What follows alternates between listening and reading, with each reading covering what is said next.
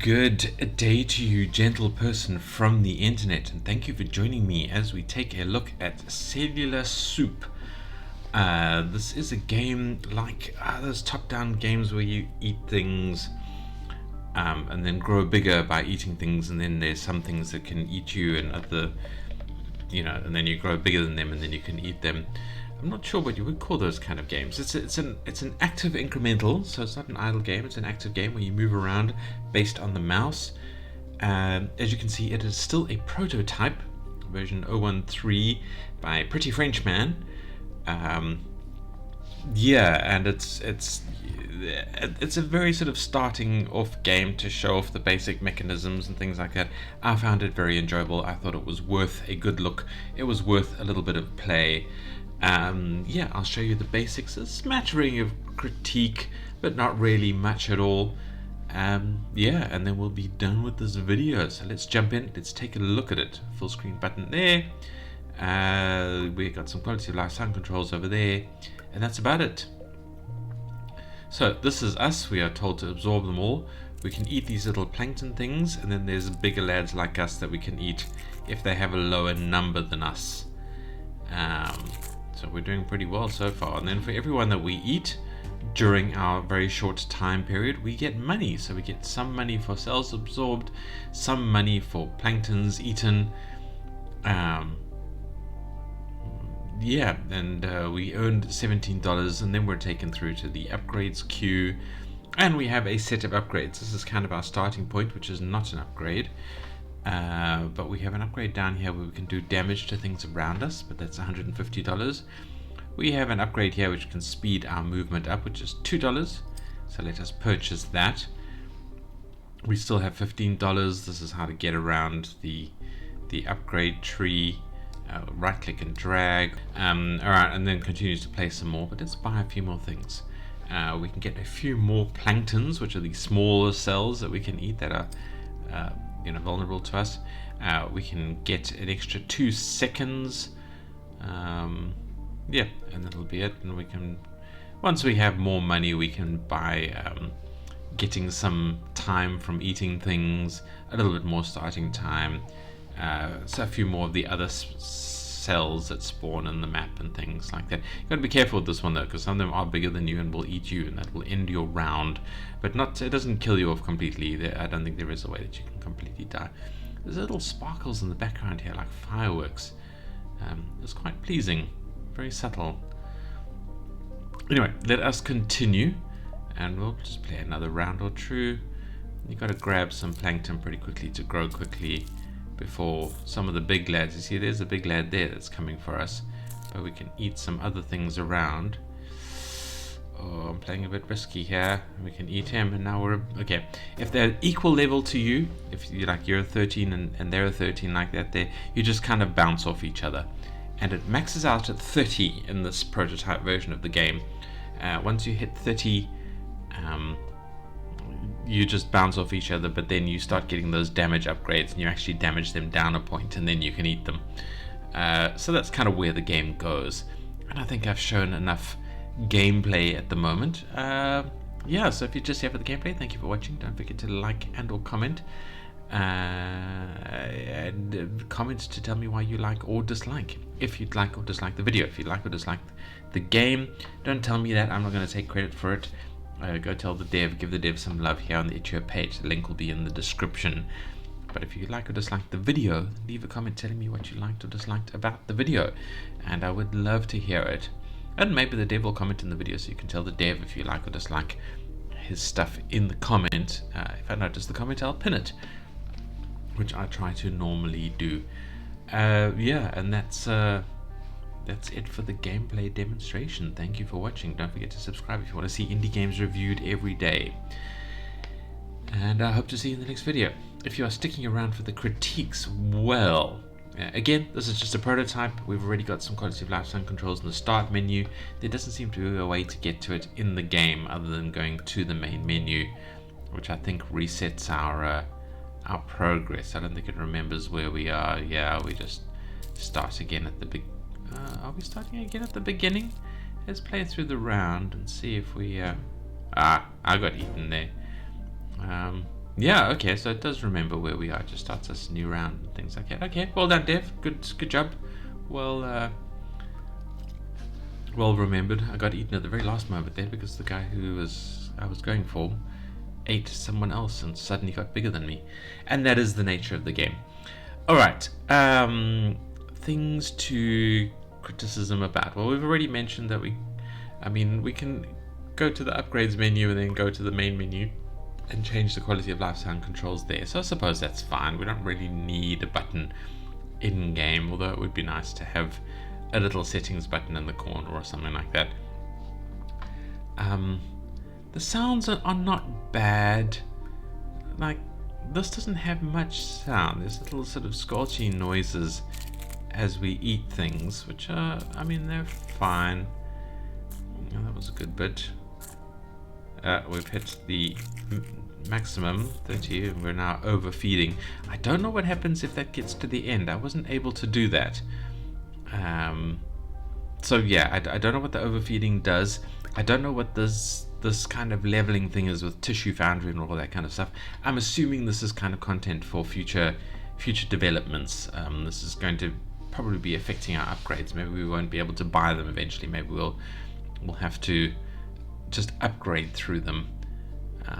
I don't know. It's an interesting question. I look forward to seeing where that kind of thing goes. But there are kind of UI elements that are unexplained here. There's no tutorial or anything like that. I didn't realize how to move around until I finally figured out that I was following my mouse cursor and not responding to any arrow keys or anything like that. So yeah, a little bit of a tutorial, a little bit of guidance to get players in would be a nice addition once it steps out of prototype stage. The artwork, I like the way it looked. I like the way the creatures looked. I will say in the background there is a rather nice, I don't know if you noticed that there's like giant ones in the background there that hint at kind of where we can reach if we ever reach that sort of stage. Yeah, I'm kind of hoping that we get to see that in the next game. There's a rather beautiful game similar to this, where you eat things and it's a worm and you kind of extend the worm structure down. I can't remember what it was called. Very, very pretty game. And then you could zoom down through levels. Once you'd eaten everything on your level, you could zoom down and there were bigger creatures down below you, and then you could slowly work your way through eating them, sort of running away from the big ones and munching up the little ones. And growing until you were able to clear out that level and then move one down, and you could like zoom up and down between the levels at whim. That was a beautiful game. I loved it a lot, and I think this has very much those same vibes, so I'm looking forward to seeing where this goes. We were talking about the sounds anyway. Sorry, I'm jumping ahead. I think I quite like the crunchy sounds.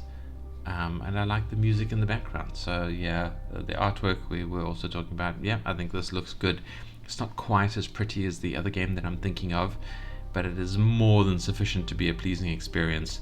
And I like it a lot. And I'd like to see, hopefully this kind of expands out a bit more and becomes a more complex progression tree and all of that kind of stuff. I want to see more of this game.